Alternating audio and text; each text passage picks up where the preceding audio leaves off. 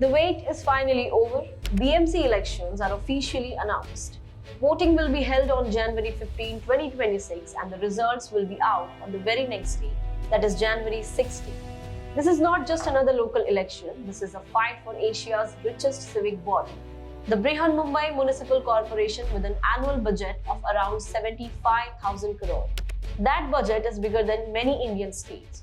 Whoever controls the BMC controls Mumbai's roads, water supply, drainage, solid waste, hospitals, schools and thousands of crore worth of infrastructure contracts. So yes, this election matters far beyond ward level politics. But the big question is, why did it take so long? Why a 4-year delay?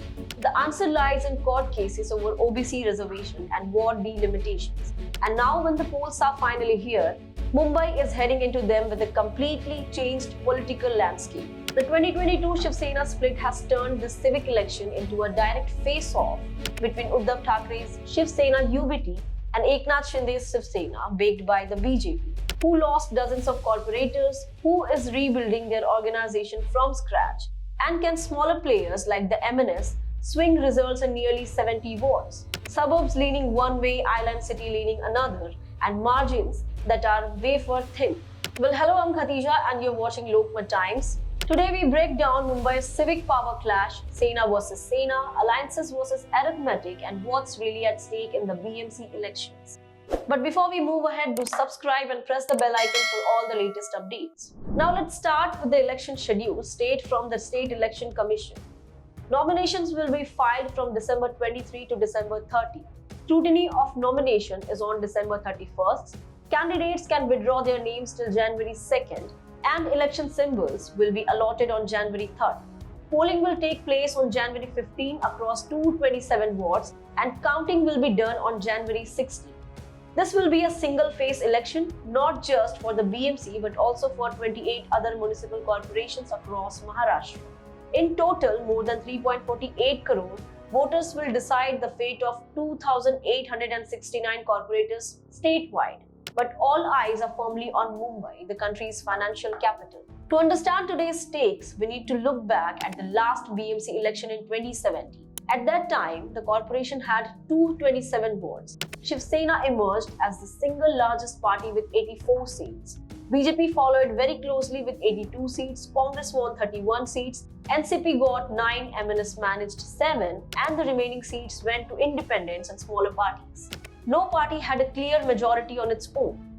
Shiv Sena and BJP together had 166 seats, which allowed Shiv Sena to run the BMC despite the alliance later turning bitter.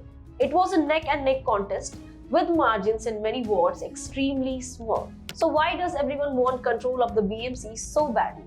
The answer is money and power.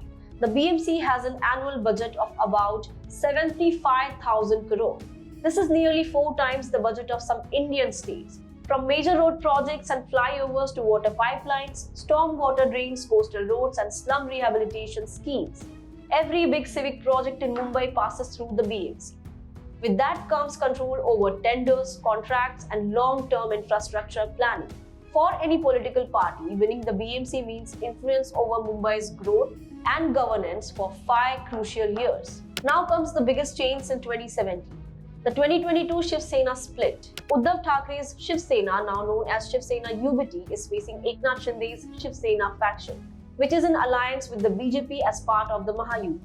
These are the first BMC elections after the split, and the impact is significant. Uddhav Thackeray's faction lost dozens of sitting corporators to Eknath Shinde, which weakened its ground-level organizations in many wards. Since then, UBT has been working to rebuild ward committees and local networks. On the other side, Eknath Shinde's group is trying to consolidate its position in Mumbai with BJP's organizational strength. The broader MVA alliance, which includes UBT, Congress and NCP, is considered stronger in island city areas, while the Mahayuti is seen as having an edge in the suburbs. This is where swing factors become crucial. Data from recent elections shows nearly 70 wards where the margin of victory was smaller than the votes polled by the MNS. This means Raj Thakre's party could play a decisive role in several seats. So as per current trends, Mahayuti leads in around 133 suburban wards, while the MBA has an edge in about 94 island city wards. Alliance calculations are still fluid. There is talk of possible understandings, including UBT exploring options with MNS. Though such moves comes with their own electoral risk. With no clear favorite, booth-level management, turnout and last-minute adjustments could decide the final outcome. Now finally, let's address the long delay. Well, the BMC polls were postponed for nearly 4 years due to disputes over OBC reservation. The Supreme Court had mandated a triple test formula, which was not completed on time. After that came ward delimitations, maintaining the number of wards at 227 with the boundary changes, followed by legal challenges to new boundaries. Only after courts cleared the way and elections were allowed without updated OBC data could the State Election Commission move forward and announce the schedule. So now the stage is set. Two Sena factions, powerful alliances, massive money at stake, and Mumbai's future hanging in the balance. Whoever wins the BMC will shape how this city runs for the next 5 years. Now you have heard all the numbers, the alliances, and what at stake in Mumbai's biggest civic battle. Now we want to hear from you. What do you think? Who will control the BMC this time and why? Share your views in the comments below and stay tuned with Lokmat Times for all the latest updates.